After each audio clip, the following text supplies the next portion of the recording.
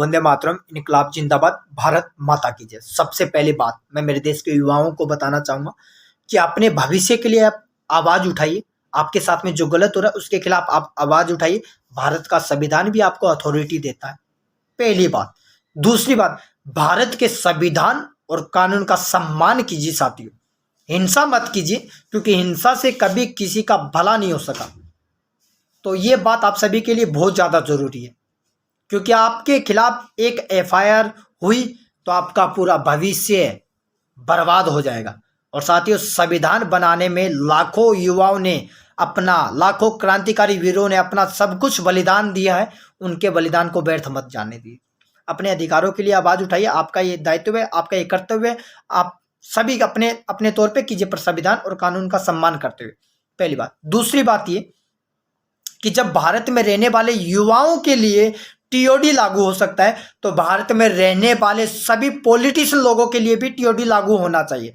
4 साल का उनका कार्यकाल होना चाहिए, जो भी, चाहे मुख्यमंत्री हो, चाहे प्रधानमंत्री हो, कोई भी हो, 4 साल तक का उनका कार्यकाल होना चाहिए। तो 5 साल के बाद में उनको सेवानिवृत्त किया जाए और दोबारा कभी भविष्य में वो इलेक्शन ना लड़ सके। ठीक है।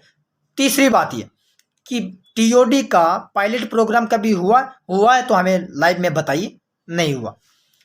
चौथी बात ये कि जो कोरोना काल में, कोविड में जिन बच्चों की एज ओवरेज हुई है, उनका भविष्य क्या है, उनके बारे में सोचा है? चौथा सवाल। पांचवा सवाल, क्या 4 साल में भारत का सर्वश्रेष्ठ सिपाही कोई बन सकता है? नहीं बन सकता। तो आखिर किस मुद्दों पे, किस कारणों से आपने ये टीओडी लागू किया है? और लागू किया है तो भारत में रहने वाले युवाओं के लिए भी लागू है, तो भारत में रहने वाले पॉलिटिशियन लोगों के लिए भी लागू होना चाहिए। भारत का संविधान ये बात बताता है कि भारत में रहने वाले सभी लोगों के लिए नियम कानून बराबर है, तो बराबर रखिए। क्योंकि साथियों, अपना अधिकार हम छोड़ देंगे नहीं, लेके रहेंगे, पर हर जो प्रक्रिया करेंगे वो संवैधानिक तौर पे करेंगे। और मैंने खुद आपको, मैं बाकायदा मेरे इंस्टाग्राम, ट्विटर, फेसबुक अकाउंट पे आपको सभी को मिल जाएगा, मैंने आधिकारिकता रूप पर संवैधानिक तौर पे मैंने अपनी कार्रवाई की है और उस पर जल्द से जल्द संज्ञान लिया जाएगा। हमने जिनको दिया है, हमारे जो डिस्ट्रिक्ट के एमएलए साहब है उनको हमने दिया है, एमपी साहब को भी दिया है।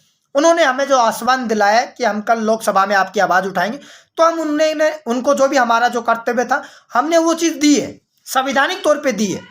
और आप भी संवैधानिक तौर पर अपनी बात रखिए। इनको बड़े बड़े जो नेता बनकर बैठे वो आपके सामने झुकेंगे, क्योंकि देश की सबसे बड़ी जो ताकत होती है वो देश का युवा होता है। और जब देश का युवा ठान लेता है वो सब कुछ कर सकता है। पर साथियों, मैं आपको फिर से एक बार बोलूंगा कि आपका और आपकी फैमिली का भविष्य याद रखते हुए आप कार्रवाई कीजिए, हिंसा मत कीजिए। हिंसा कभी किसी का सगा नहीं हो सकता। और बाकी हम आपके साथ में हैं, कानूनी तौर पर आज भी साथ में हैं और आगे भी रहेंगे और भविष्य में रहेंगे। जब जब देश के युवाओं के लिए, देश के युवाओं के सम्मान के साथ खिलवाड़ होगा तो हम आपके साथ में हैं। पर हमारी शर्त यही रहेगी कि भारत के संविधान का जो सम्मान करेगा, हम उनके साथ में हैं, चाहे उसके लिए कुछ किसी का भी दरवाजा खड़खड़ाना पड़े।